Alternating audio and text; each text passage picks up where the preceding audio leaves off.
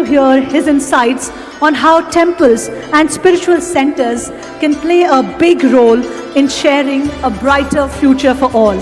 Please join me in welcoming Dr. Pramod Sawant ji, Honorable Chief Minister of Goa, for a special address.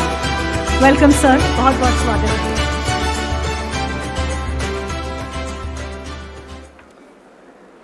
नमस्ते। वेंकटरमणा श्री गोविंदा गोविंदा। इस मंदिर के इस महाकुंभ सम्मिलित विश्व भर के मंदिर, मठ, संस्थानों के मुख्य पुजारी, महंत, मंदिर व्यवस्थापन क्षेत्र में सभी एक्सपर्ट यहाँ पे आए हैं। उनका सबसे पहले मैं बहुत बहुत अभिनंदन करता हूँ। इस कार्यक्रम पे मंच पे बैठे आंध्र प्रदेश के मुख्यमंत्री श्री चंद्रबाबू नायडू जी, महाराष्ट्र के मुख्यमंत्री श्री देवेंद्र फडणवीस जी, हमें यह आशीर्वचन देने के लिए आए श्री गोविंदगिरी महाराज जी, और इस कार्यक्रम का आयोजन करने वाले मेरे मित्र श्री प्रसाद जी और व्यासपीठ पे बैठे बाकी सभी मंत्रीगण, उपस्थित में बैठे सभी महंत, मैं आप सबको प्रणाम करता हूँ। सबसे पहले मैं आप लोग को एक ही रिक्वेस्ट करूंगा, मेरे साथ बोलिए, भारत माता की, गो माता की, वंदे। देव, धर्म और देश, इसी के साथ साथ हम आज इस मंदिर का महाकुंभ जो यहाँ पे आयोजन किया है, इस महाकुंभ में फिर एक बार मैं देव, धर्म, देश की बात कर रहा हूँ। इसीलिए जब देव शाबुत रहेंगे, धर्म शाबुत रहेगा, तभी देश शाबुत रह सकता है। हमारे परंपरागत राजाधिराज जो सभी छत्रपति शिवाजी महाराज से लेके जितने सारे राजा इस हिंदुस्तान में होकर गए हैं, इन सभी राजाओं ने देव, धर्म और देश इनका हमेशा के लिए पालन किया। इसीलिए इस सनातन हिंदू धर्म हम आज के इस पावन पर्व पर देख रहे हैं।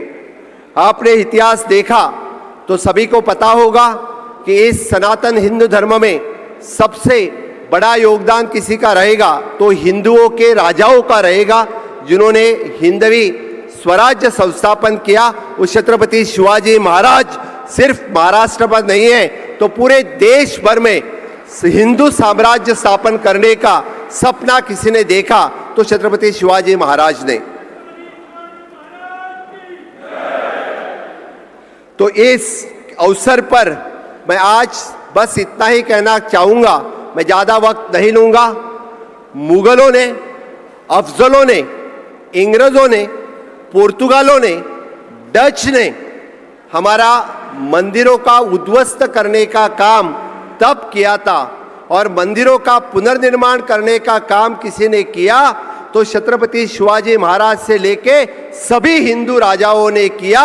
इसीलिए आज सभी मंदिर शाबुत हैं। और आज के इस अवसर पर जहाँ प्रयागराज में हम महाकुंभ मना रहे, और यहाँ पे हम ये टेम्पल कन्वेंशन का महाकुंभ यहाँ मना रहे हैं, ये भाग्य की बात है।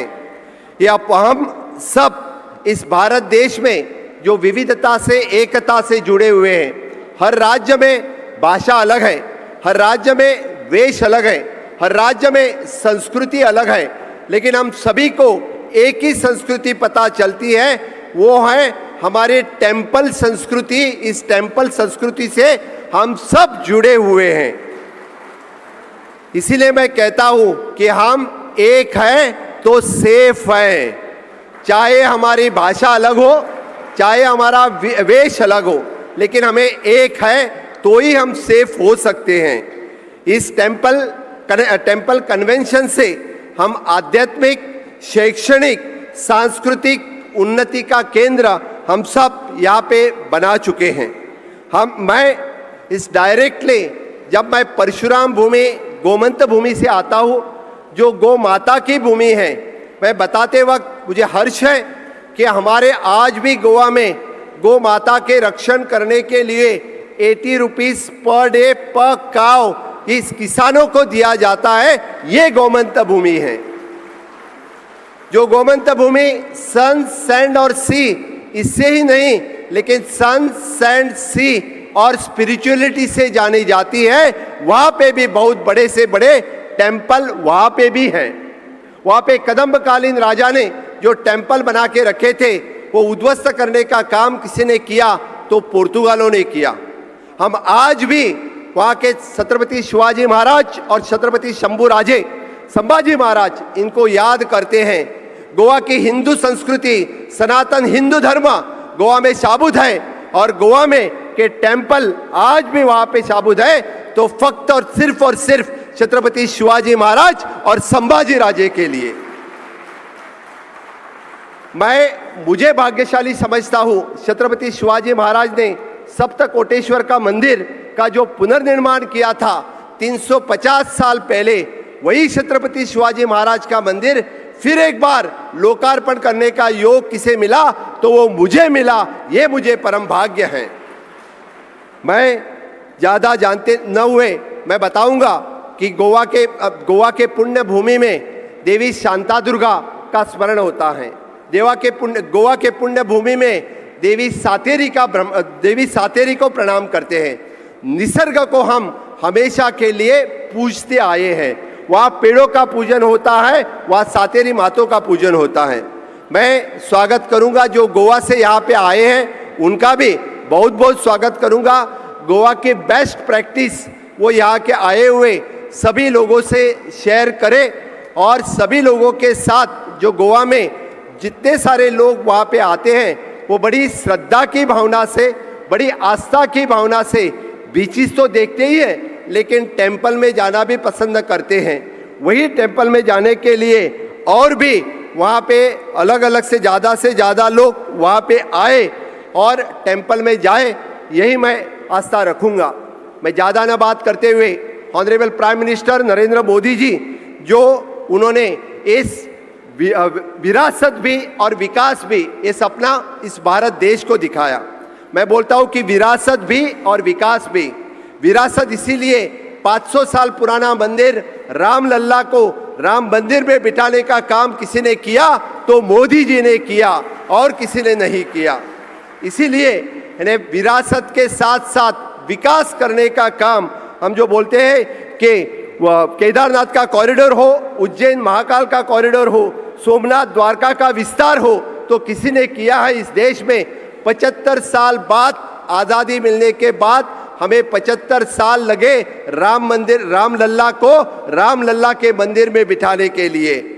यही तो यानी विरासत और विकास हम दोनों साथ में लेके चलते हैं। और इस टेंपल कन्वेंशन को मैं बहुत बहुत शुभकामनाएं देता हूं कि सही में कि ये टेंपल कन्वेंशन, मुझे लगता है कि पूरे देशवासियों को मार्गदर्शन रहेगा।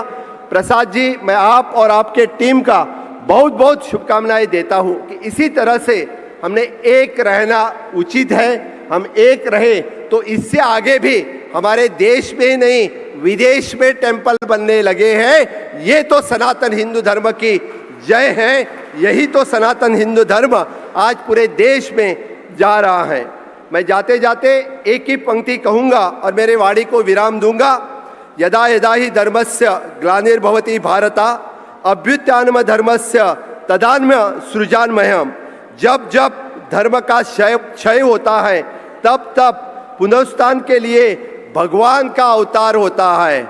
और अभी 10 साल में आप देखो फिर एक बार सनातन धर्म अपने देश में फिर एक बार बड़ी मात्रा से आगे आने लगा है। यही तो सनातन धर्म की जय हो। फिर एक बार मेरे साथ में बोलो, भारत माता की, गो माता की, सनातन हिंदू धर्म की। बहुत बहुत धन्यवाद। जय हिंद, जय भारत।